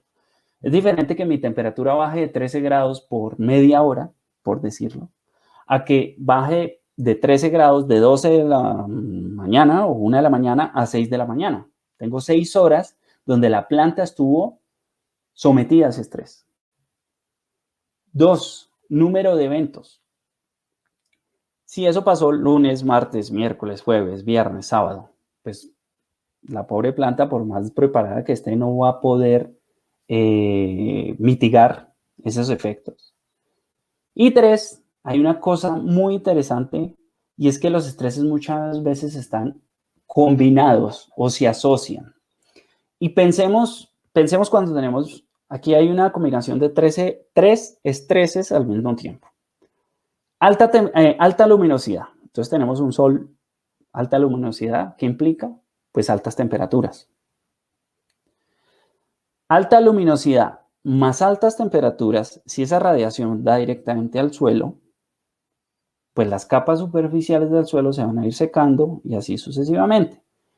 Entonces, si tenemos ese evento por varias horas sin riego, entonces estemos con alta luminosidad, con alta temperatura y el suelo también se va a ir secando. Entonces vamos a tener un tercer estrés o una tercera combinación, que es la deficiencia de agua en el suelo y mis plantas pues van a estar sometidas a 3 condiciones desfavorables al mismo tiempo.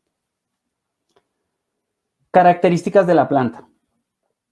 Los órganos que están involucrados en el estrés, principalmente en la mayoría de especies vegetales, las flores son las más susceptibles a este tipo de estreses. No en todas, por eso digo generalizar es muy complicado, pero sí con respecto a los estados vegetativos, la parte, digamos, las flores o los estados de floración son mucho más susceptibles que otro tipo de estadios de la planta. Y por eso voy al segundo tema.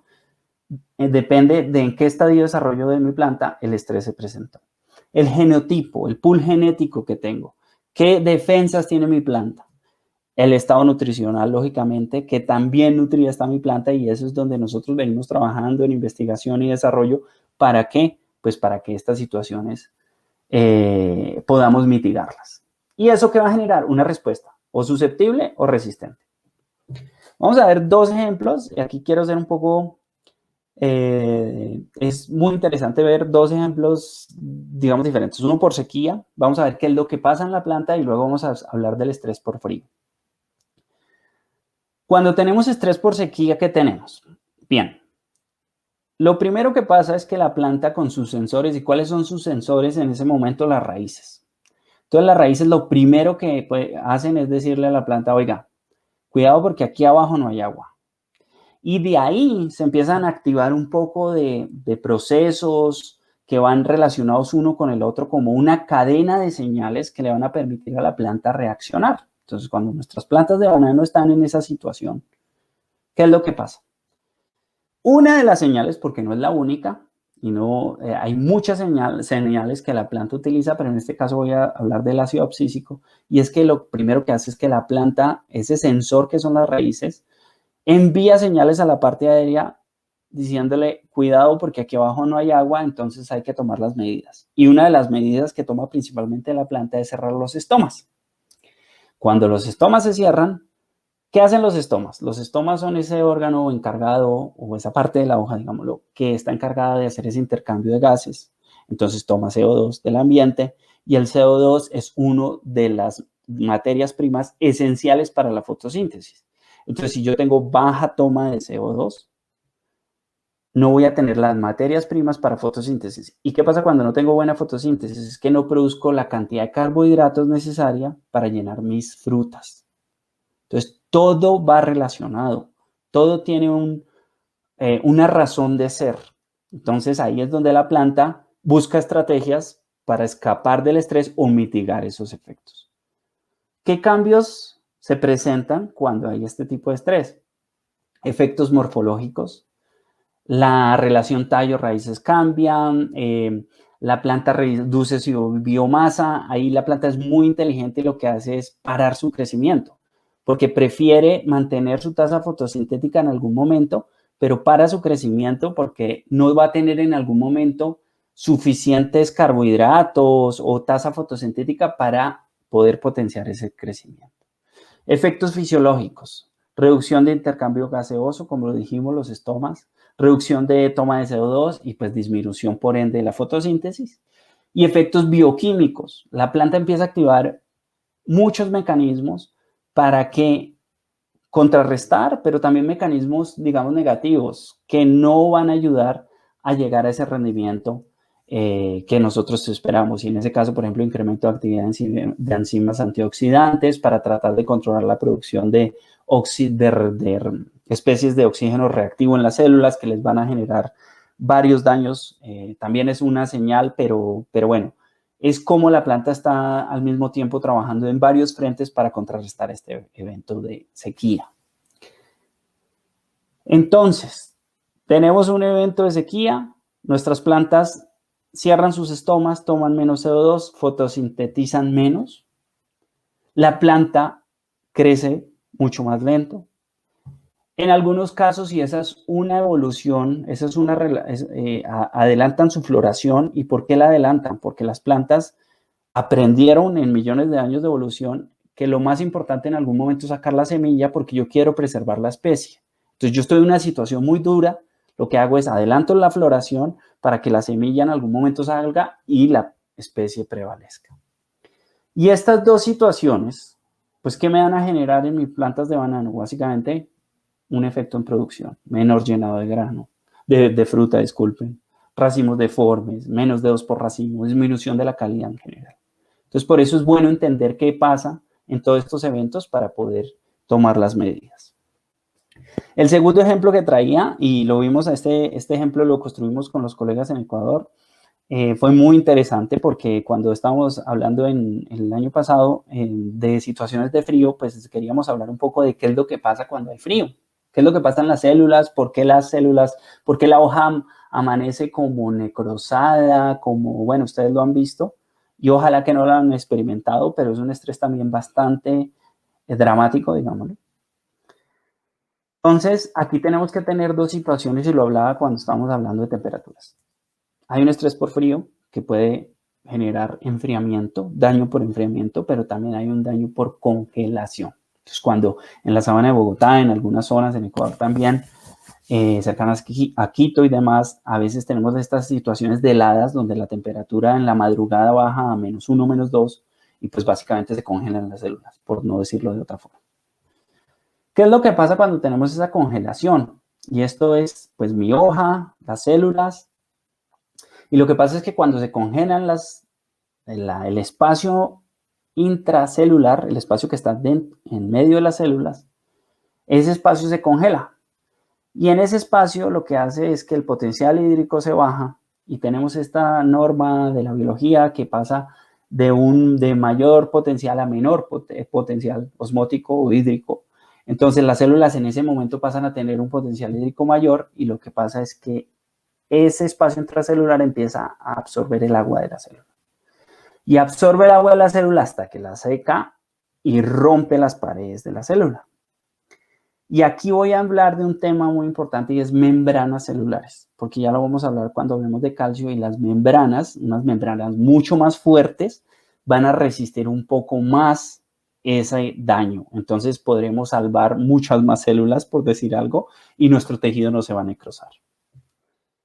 De nuevo, tenemos dos situaciones. Una situación de fotosíntesis donde el área fotosintética se reduce porque las células se rompen y no hay quien haga fotosíntesis. Tenemos un ciclo de vida también que se afecta. Las hojas crecen menos, se reduce la tasa de división celular y elongación. Ciclos más largos, en este caso los ciclos son más largos porque la planta pues básicamente como que para su mecanismo de crecimiento. Y estas dos situaciones, en el caso de frío, pues me van a afectar mi producción. De nuevo, retraso en los desarrollos de racimos, menos llenado de fruta, racimos deformados, reducción de número de racimos, disminución de calidad. Pero ¿cómo la nutrición ayuda a mitigar estos efectos? Entonces, cuando hablamos, y no voy a hablar mucho en detalle, ayer Marcio nos dio una muy buena, digamos, charla de potasio, nos habló de todos los papeles que este elemento tiene en la planta. Hoy Gustavo habló de nitrógeno, de fósforo, pero bueno, sabemos que estos elementos están relacionados con metabolismos para generar pigmentos, por ejemplo, de protección, efectos en la transpiración, la formación de raíces. Está el típico ejemplo del fósforo, donde tenemos plantas con muy buen contenido de fósforo o óptimo suministro de fósforo que han podido desarrollar sus raíces bien. Y una raíz bien desarrollada me da varias ventajas. Una, raíces más profundas, acceso a agua más profunda. Dos, anclaje mucho más fuerte. Si tengo un evento de viento, pues la planta va a resistir un poco mejor que una planta con una raíz muy superficial. Pues todo esto a que además, si una planta está bien nutrida, va a desarrollar sus sistemas y todas sus conexiones van a funcionar bien. Entonces, un adecuado desarrollo aéreo para una fotosíntesis óptima, crecimiento radical, uso eficiente del agua. Una planta bien nutrida va a ser mucho más eficiente en el uso del agua. Y eso es un tema muy importante porque cuando tengamos algún déficit, la planta va a ser mucho más eficiente en el uso del recurso. Entonces no va a sufrir tan drásticamente por esto. Y bueno, entonces pues la nutrición es una de las herramientas a considerar para mitigar estos efectos. No es la única, pero es una de las herramientas. Y por eso queremos hablar en este caso de cómo los elementos ayudan a mitigar estos procesos. Entonces, el nitrógeno está involucrado en la síntesis de pigmentos, el potasio, ya lo hablamos, ayer nos hablaban mucho de cómo el potasio tiene el papel en la activación, en la transpiración, en la apertura de los estomas, en la activación de enzimas. Fósforo, ya lo dije, con la formación de raíces. El magnesio incrementa la actividad de enzimas antioxidantes. Y el calcio, que es el tema que vamos a entrar ahora en detalle, pues tiene bastantes funciones para mitigar los efectos de estrés, conexiones, señalización y demás. Tampoco los puse por prioridad, lo que puse pues fue el calcio al final porque es el elemento en el que vamos a entrar en detalle. Bien, ¿cuáles son las funciones del calcio en la planta? Entonces yo creo que este diagrama lo han visto ustedes, muchos colegas en Yara lo utilizan, y es para mostrar cómo el calcio pues juega un papel indispensable en la estructura de la planta. Y pensemos que el calcio es como ese pegamento que mantiene las células cohesionadas y estructuralmente mucho más fuertes. Y eso es importante, ¿por qué? Porque las células se comunican y tener células más cohesionadas nos permite tener tejidos más estructurados y tejidos mucho más resistentes para situaciones ambientales. El calcio también, y aquí voy a hablar de solo 3 funciones, pero el calcio tiene muchísimas más funciones en las plantas.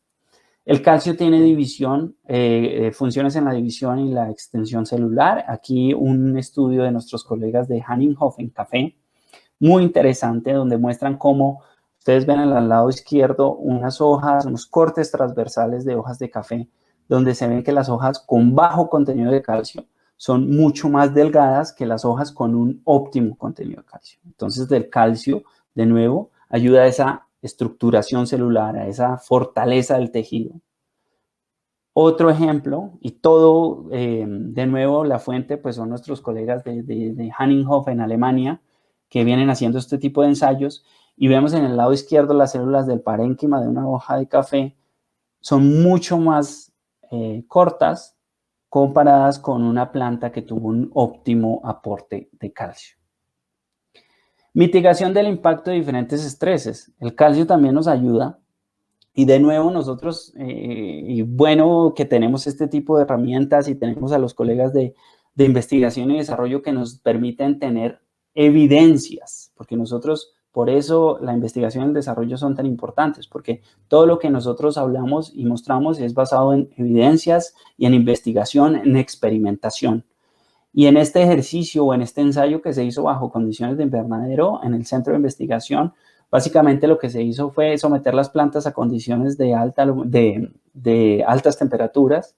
Lo que ven ustedes en la parte izquierda es que no hay diferencias en la tasa fotosintética cuando la temperatura en promedio son 23 grados. A diferencia, cuando tengo altas temperaturas y tengo diferentes aportes de calcio, cuando tengo mayor aporte de calcio, tengo mayor tasa fotosintética.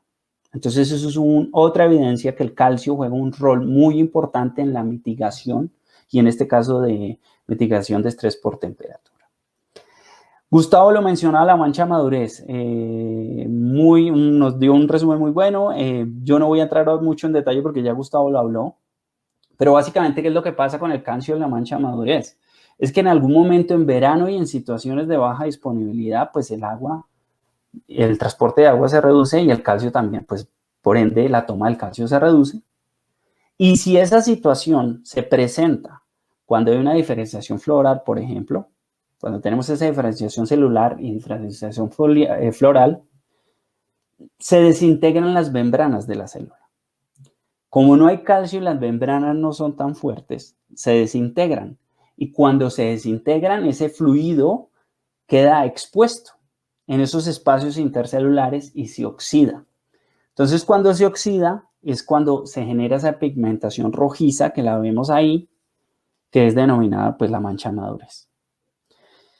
Varios ensayos, este es un artículo muy interesante del 2007 de Díaz y sus colaboradores, donde muestran cómo el calcio pues tiene básicamente una influencia en la reducción de la mancha de madurez.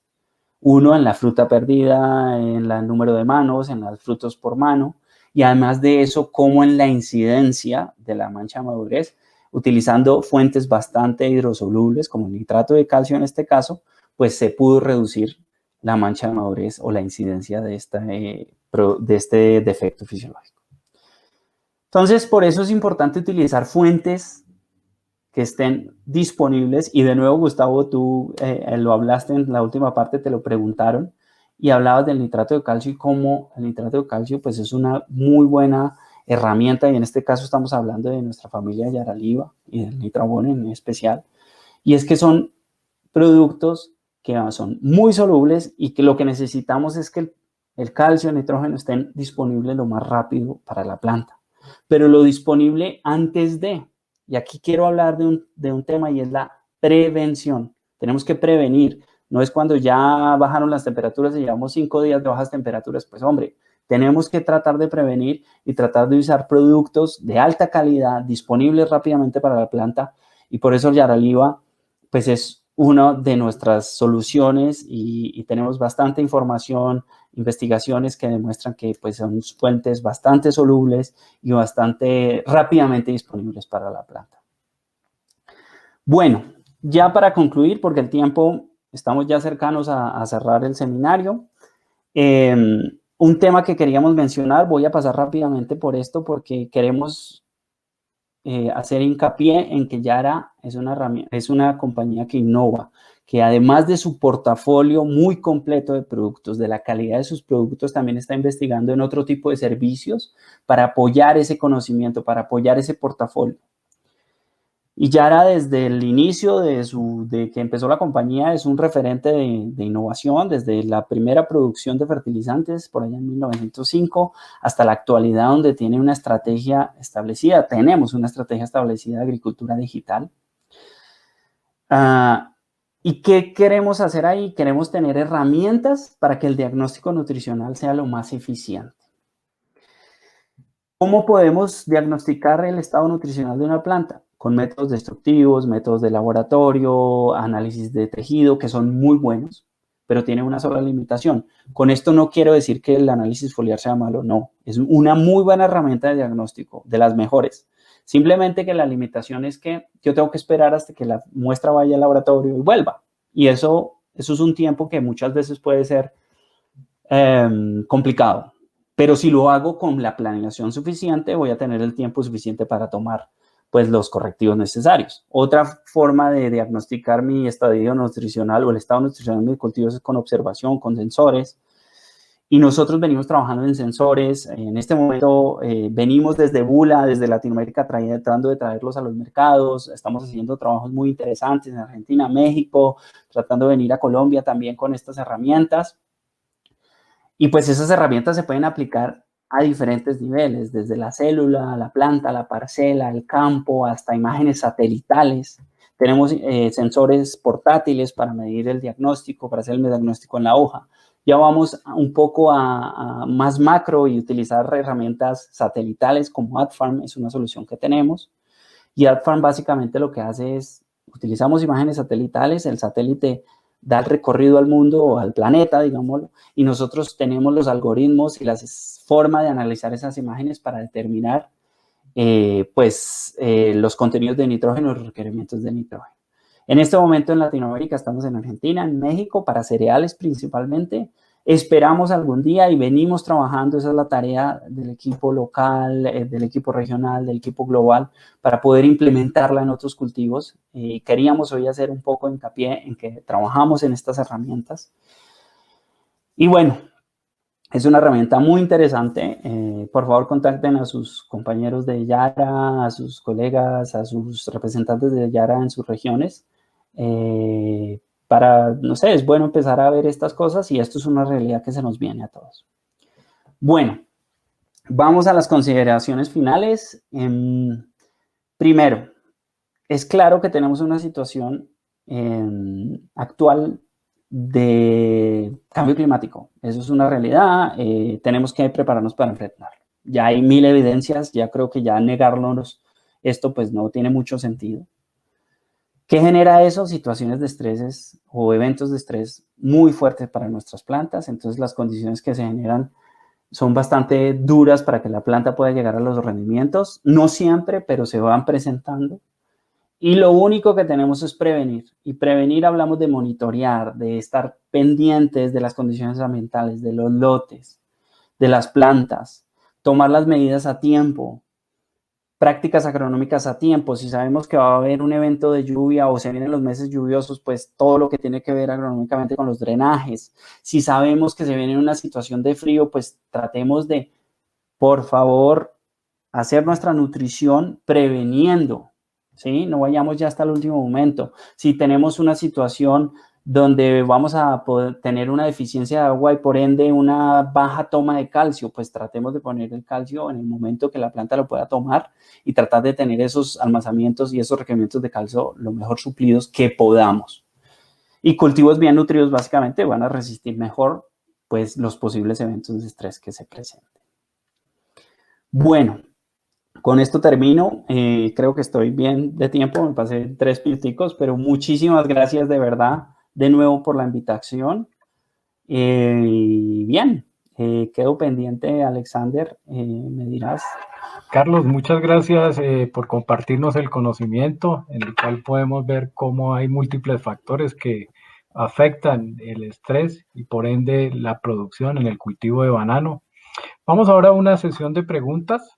Hay múltiples preguntas, obviamente.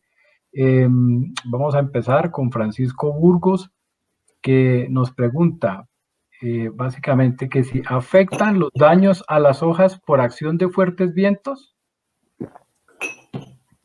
Sí, Francisco, hay una cosa. ¿Sí? Dime. No. Vale, adelante, perfecto. por favor. Vale. Gracias, Francisco. Sí, creo que a veces vemos ese rajado en las hojas y vemos las hojas un poco como si fueran unos flecos, diría yo, ¿no? No sé si es la palabra más adecuada, pero lógicamente se está rompiendo el tejido. Y cuando se rompe el tejido, se rompen las células. Y cuando se rompen las células, todos esos aparatos fotosintéticos que están actuando se van a disminuir. Entonces voy a tener, veámoslo por esto, tengo una hoja bien formada, que toda esta área es fotosintéticamente activa y va a generar carbohidratos para mis frutas, para mis bananos. Pero si tengo una hoja partida, voy a perder área fotosintética que es muy importante y va a verse después reflejado en el rendimiento. Entonces, sí, para responder tu pregunta, Francisco, sus daños con viento afectan al final el rendimiento y basado en la disminución de la fotosíntesis. Gracias, Carlos. Acá tenemos otra pregunta de Rubén Darío Jiménez Tobón. ¿Qué tipo de fertilización debo hacer para mitigar el estrés? ¿Drench o foliar? Bueno, aquí hay un tema y es que todo eso depende, y con esto no quiero quedar como el que está evadiendo la pregunta, al contrario. Yo lo que quiero poner es cosas sobre la mesa para que la debatamos. Entonces, eso va a depender primero de qué tipo de suelo, de qué tipo de estrés me voy a enfrentar, en qué momento del estrés, en qué momento hago esta aplicación, porque es que nosotros nos acostumbramos en la agricultura cuando vino todo lo de la Revolución Verde era a tomar las decisiones muy generales y cuando el problema ya estaba. Y ahora lo que tenemos que hacer es ir un paso atrás. Entonces yo lo que les pido es, para mitigar el estrés, tenemos que saber de qué tipo de estrés estamos hablando. Entonces, si voy a hablar de un estrés por sequía, por ejemplo, tengo que tener mis niveles de potasio bastante altos y calcio. ¿Por qué? Altos o adecuados, óptimos, hablemos de óptimos. ¿Por qué? Porque mi planta va a estar preparada mucho mejor para, uno, estar preparada para la situación de baja disponibilidad de agua en el suelo y, por ende, la tasa fotosintética y los estomas se cierran y todo lo que les hablaba en el caso de sequía. Entonces, la planta tiene que estar preparada para ese tipo de situaciones. ¿A qué voy? El método en ese caso dependería del estrés al que yo me vea enfrentado y dos, pues a las condiciones intrínsecas de mi finca. Si yo tengo, no sé, qué cantidad de elementos tengo en mi suelo, cómo están mis suelos, qué cantidad de cómo mis plantas están preparadas para ese evento de estrés. Por eso les digo, a veces generalizar es complicado y tenemos que entrar en detalle y evaluar los efectos y las condiciones de esa situación. Correcto. Gracias, Carlos. Acá tenemos una pregunta de Los Ríos, de Ecuador, de Giancarlos Contreras García. ¿Por qué el estrés por frío produce arrepollamiento de las hojas en el cultivo de banano? Muy buena pregunta. Carlos, creo me dijiste, ¿no? tocayo. A Giancarlo. Giancarlo, muchas gracias por la pregunta. Y cuando estuvimos allá hablábamos de ese tema y el arrepollamiento hablábamos de, no sé, hacíamos un símil como cuando alguien tiene frío, ¿no? Y eso, ¿qué pasa, no? Tratamos de recogernos y eso tiene que ver con la anatomía de las células y las hojas, ¿sí? Porque el estrés de frío, como les veía, les mostraba, lo que pasa es que las temperaturas bajan y en los espacios intracelulares se empiezan como a no congelar, porque en este caso no estamos hablando de congelamiento, pero la anatomía sí empieza a cambiar y se empiezan a recoger un poco las células. Y si se empiezan a recoger las células, por ende los tejidos. Y si se recogen los tejidos, por ende el órgano, que es la hoja. Entonces es como una muestra y ese es uno de los síntomas. Los síntomas están siempre relacionados al evento que se presenta. Cuando tengo congelamiento no veo repollamiento. Lo que ya veo es que las hojas están en congelamiento y las hojas ya están negras. Y creo que, Alexander, tú lo has visto, tú eres aquí de la Sabana de Bogotá, cuando íbamos a la Sabana de Bogotá y estaban las plantas negras, sí, porque había bajado la temperatura de menos de 0 y ya están necrosadas, muertas. Entonces, de nuevo, Giancarlo, esa es una situación que por la misma evento que está pasando en la célula, el tejido se contrae y la misma planta se contrae también. Correcto. Acá tenemos también una pregunta de Juan Camilo Durango. Excelente presentación. ¿Existe un papel a destacar del elemento calcio en la formación de raíces en el cultivo de banano? Bueno, el calcio está... Yo en esta charla tuve que leer mucho de calcio y es un elemento definitivamente, yo no sé por qué no es de los... Bueno, eso lo hablamos con unos colegas. El calcio es tan indispensable para tantos procesos. No solo lo que yo hablaba, y por eso les dije cuando estaba hablando del calcio que fueron 3 situaciones. Yo hablé de 3 funciones: elongación celular, mitigación de estreses, estructura de los tejidos, pero el calcio tiene muchísimas funciones en la planta, muchísimas. Y no me metería en decir que al final es que tenemos que ver el sistema como un todo. Y si una planta está bien nutrida, pues básicamente sus raíces van a hacer el desarrollo de todos sus órganos, no solo las raíces, va a ser mucho más adecuado. Y estoy seguro que el calcio en algún momento tendrá que tener un efecto en este desarrollo o formación de raíces, su deficiencia. Correcto, Carlos. Bueno, estamos llegando al final de nuestro seminario. Una vez más, Carlos, queremos darte las gracias por el aporte que nos has dado el día de hoy, por esa información que nos has compartido el día de hoy. Y quiero también agradecerles a todas aquellas personas que han estado dándonos un apoyo en la realización de este seminario. Agradecerles a los panelistas, al equipo comercial que tiene Yara Colombia, constituido por el equipo de ventas, el equipo de agronomía y nuestro equipo de mercadeo. Aquellas personas que han estado al fondo, como Juliana Ferro, como Paola Donado, como Diana Acero, como Camilo Pachón, que han estado apoyándonos en este proceso. Y un saludo muy especial también al equipo de Yara Ecuador por el apoyo que hemos tenido. Estamos cerrando y bueno, darle las gracias a todos y nos esperamos en el próximo evento. Que pasen buena tarde.